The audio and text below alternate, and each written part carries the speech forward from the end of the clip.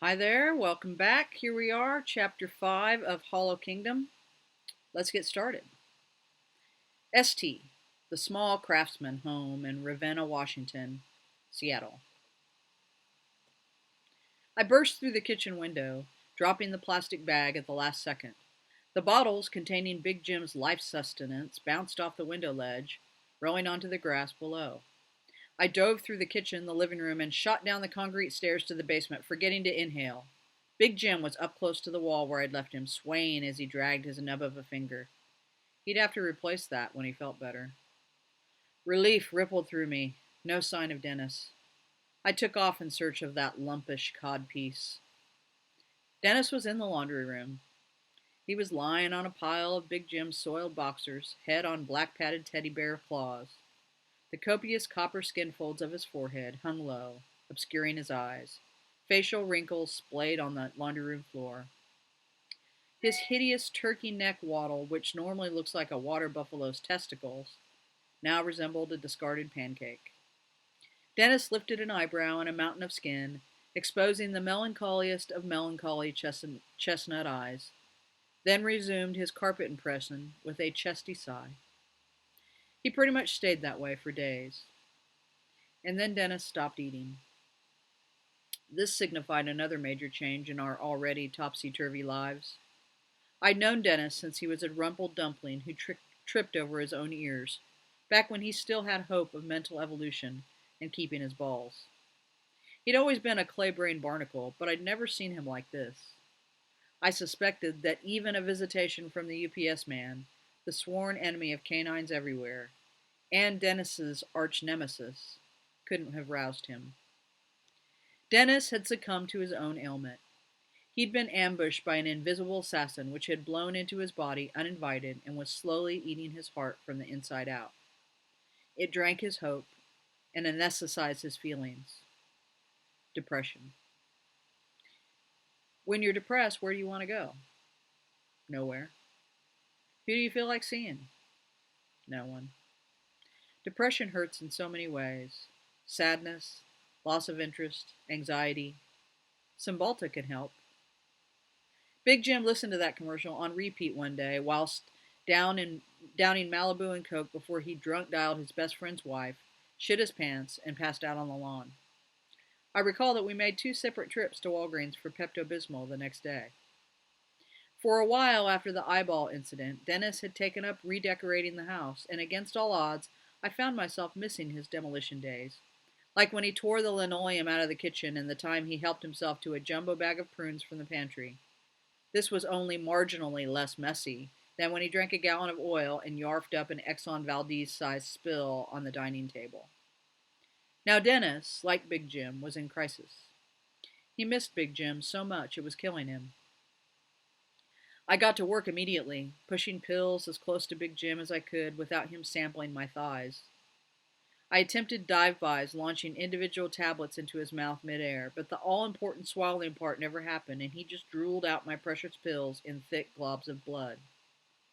I launched heartworm chews and coffee and Snickers bars. I offered him old issues of Big Butts magazine and the photo of him with sunburnt knees when we caught the big Chinook salmon. Still nothing. I summered Eve the crap out of him, sifting the white powder all over his twisted joints and ganja-colored skin. None of it seemed to help. The sadness started to get to me, too. And listen, I'm an eternal optimist. Plucky is how I'd often been described, and I won't argue with it.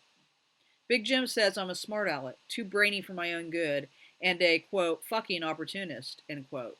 He grossly underestimated my love for coinage. I am well read, have watched countless hours of educational and, thanks to Big Jim, reality television, and I tend to see the good in things. Generally, I believe the best is yet to come, but this was hard. A sadness crept under my skin like an army of termites nibbling away at my resolve.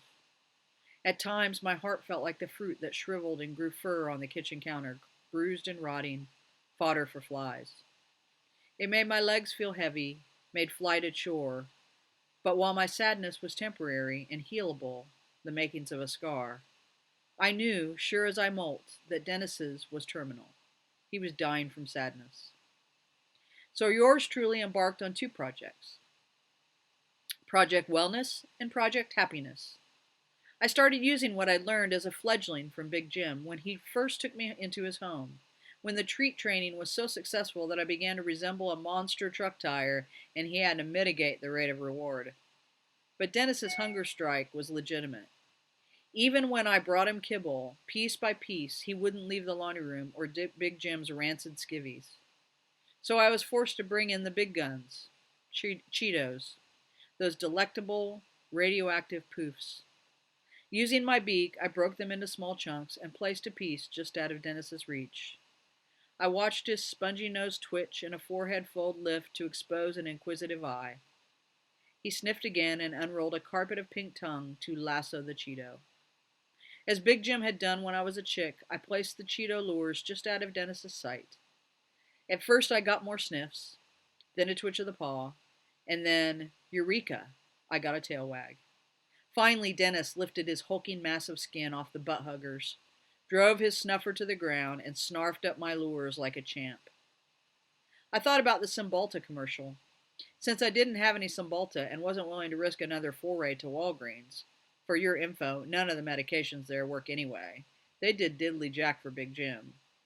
I thought about what the people and the dog that looks like a homeless Sammy Hagar were doing in the commercial. They were frolicking. That's exactly what Dennis needed, a frolic, exercise. So I implemented playtime, where I'd yank his tail and he'd chase me across the yard. I cached Cheetos and Funyuns and kibble and beef jerky and chunks of Hungry Man frozen dinners around the house and yard, watching Dennis and his uncanny schnoz track down every last morsel. Against all odds, I enjoyed it. I worked on perfecting my whistle and replicating how Big Jim called for Dennis. Zzz! Dennis, here boy! Rewarding Dennis for answering my calls. I practiced the words in my best Big Jim from the back of my throat. Dennis, sit! And marveled as Dennis parked his keister on the grass below my branch, waiting for me to toss him a bright yellow peep. And would you believe it? The old Dennis started to come back. There he was with his rudder of a tail, plodding, perkiness, that lumbering bloodhound bulk with more wrinkles than a cat's ass, and dare I say it, when I mimicked Big Jim's throaty calls of "Good boy!" I even saw Dennis smile, puffing clouds of salmon jerky into the night. I like to think he believed I was just like Big Jim, that I was a mofo. When I wasn't working on Dennis's disposition for Project Happiness, I was in the basement, spitting pills down Big Jim's gullet. How long did this go on for? Can't say for sure. I've never fully grasped the concept of time, but I can tell you that I tried to follow Big Jim's big boobs, hot German girls calendar, and that we got through 1 month. 2 whole German boobs. I know what you're thinking. Why didn't I leave our home, fly out beyond our Ravenna neighborhood, in search of help and medical assistance? Your question is valid and only slightly annoying. I made a choice, you see. I chose to stay close to Big Jim and keep up to the nest. Because of the noises. During our forays into the yard, Dennis and I would hear sounds. Sounds that were like fireworks and gunfire, but louder. For a time, the sky was empty of birds like during a war on the 4th of July. We heard haunting shrieks we'd never heard before. Worst of all, we heard screaming. One evening, a crane fly, all gangly legs and drunken flight, landed on top of our fence. After catching his breath and stabilizing the quiver in his diaphanous wings, he called out to me. Stay inside, he warned in a voice like the brittle rubbing of sticks. I ignored him as I always ignored insects and the constant babble of aura. Listen, listen! Gubari says you must stay inside. My skin pebbled into hard bumps. Gubari? Gubari knew I didn't listen to aura. He had sent a warning anyway. I trusted Gubari. It was enough for me. Dennis and I both now knew something very big was happening, and I wasn't willing to throw us into whatever it was that ripped apart a silent night, toward whatever it was that snapped an evergreen in half. Call me naive or a coward, and I'll show you a crow who is here to tell you the goddamn story. After all, the best way is always to look out for numero uno. Despite my efforts, Big Jim stayed in the basement, wearing down much of his arm against the concrete wall, while smelling like a keg of sautéed cat pee. But whenever I started to feel sorry for myself, I thought of Triscuits. In the middle of our Project Happiness Month, the first tenacious buds began to kiss the air around them, and the strange sounds finally stopped. Dennis and I celebrated by spending more time in the yard, chasing one another, and working very hard at our happiness. Dennis even chased off taunting college crows and the salacious squirrels intent on teabagging the garden gnome. Some nights Dennis would run to the fence, barking himself into a slobbering frenzy, smacking the panic button. As he'd raised his rubbery lips to the sky to let out a hound's bellow, I'd summon him inside. Zzz! Dennis, come inside and have a Twinkie. It was my best attempt at instilling a sense of preservation in Dennis, and I'd lecture him from Big Jim's armchair about how, in order to better one's survival odds, one should never be a hero, while he lay on the couch and licked his peeper. Confession time. I stored the Twinkie pieces in the cookie jar and may or may have not accidentally treated Dennis to Big Jim's eyeball. I have apologized to Big Jim profusely, but honestly, he doesn't seem to miss it. Anyway, mea culpa. Dennis's kibble ran out, but thanks to Big Jim's ursine appetite and predilection for a bargain, there were enough pantry staples to keep Dennis's heart afloat and his bowels permanently volcanic. This meant that I got to stay close to my nest and apart from the old recon flight, steer clear of the great unknown, of predators and meese and the den of horror that is Walgreens. And then one morning I found Big Jim's cell phone. I was hunting for Dennis's Kong and discovered it underneath Big Jim's camouflage duvet bed, where he must have left it before the eyeball incident. A rush buzzed through me. Big Jim's cell phone. This would surely perk him up. He loved that thing. Yes! An opportunity to call for help. 911! I pressed on the power button, and miraculously the cell phone lit up. Bright screen aglow with a welcoming chirp. A chiming melody. And then hell broke from its fucking chains again. An unearthly scream ripped through the house. Dennis hit the panic button, coughing out distress and booming barks. The scream stopped. Breakneck crashing of footsteps shook the house. Big Jim was fucking leaving the basement. The footsteps thundered up the stairs at lightning pace, full tilt, and I knew, a Corvus knowing, he was coming straight for me. My eyes darted around his bedroom, looking for somewhere to hide. Half-open closet? Drawer of the clothing cupboard? Could I open the ammo trunk? No, he'd find me. The phone chimed again, fucking software update alert, and the house filled up with a dreadful, skull-splintering scream. My God! Where was Dennis? Where did I see him last? Where did I leave him? I thought of Triscuits and shook my head, trying to use up the last few seconds before sick Big Jim found me. I had to keep the phone. It was my only hope, a chance to help Big Jim. Furious footsteps shook the ground. Think, ST, think. Snatching the phone in my beak, I launched into the air and flew to the bedroom window. Shut. I slammed into it, bashing my wing against the phone, slick in my beak, feeling it slip and plummet to the carpet. Focus. Window. Still shut.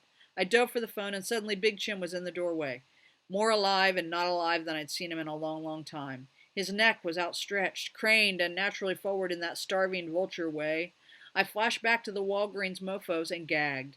Big Jim's eye was glowing red, wide, and lasered on my beak. A thick bone crack sounded out, and his lower jaw released, flapping down and hanging by a thin strip of gum, freeing a river of red. He shook his head, his jaw flapping loose, and white pearl silver of bone exposed. Blood streaked the walls. I clasped the phone tight as I could and flapped in the air, wing throbbing as I held my space. Big Jim let out a guttural roar and charged, the twisted fingers of his remaining hand extended like hawkbill knives. He pounded toward me, burying his yellowed teeth, cavernous jaw like an unspeakable red cave. Inches away from my feathers, so close my head spun from the wormy stench that was Big Jim, as I ducked under his armpit and blasted through the bedroom door, diving down the stairs and toward the laundry room. Dennis stood his ground in the living room, hackles bristling like blades. Barking sharp and fast, I yelled a muffless, "Dennis! Sit!" as loud as I could, praying I'd done the work to save his life. Big Jim's pounding footsteps stirred the air near my tail feathers. I felt him right behind me, on me, felt his breath and his snarl seconds from yanking me from the air, shoving me into that terrible, terrible sanguine cavity. I tore through the laundry room, dropping the phone like a sun-baked stone. I shot bullet fast from the tiny exit window, scraping my head on the window frame. Big Jim unleashed a raptor's scream into the yard through the tiny window and bashed his head against its frame. I swung back around, re-entering the house by shooting through the kitchen window and careened past Dennis, who barked frantically from a solid sit. Then I rocketed like a speeding black torpedo into the door with everything I had. The door slammed shut. Everything fell silent. No sounds came from the laundry room with the phone and what was left of Big Jim. Dennis panted silently, his legs a quiver. Nothing more was said. I couldn't go on pretending that nothing had happened, and I couldn't lock the laundry room door, which meant we were no longer safe in our own home. I just couldn't fix Big Jim alone. With nothing but the whoosh of a wing, I gingerly plucked Dennis's leash from the wall and pinched the mechanism with my beak, affixed it to his collar. Grabbed the looped handle in my feet, I lifted into the air and flew forward, Dennis plodding beneath me. Dennis pushed through the rickety back door and our gate in silence, past the Japanese maple where I first learned to fly, and we made our way along the sidewalk and the cement, abandoning everything we'd ever known and loved. We left slowly to the gentle song of lugubrious paw pads and the viscous beat of crestfallen wings, away from our home and our hearts. It was time to face the terrifying unknown. Time we had answers, and I knew who we needed to hunt down. That's it, chapter 5. Anyway, join us next time, chapter 6.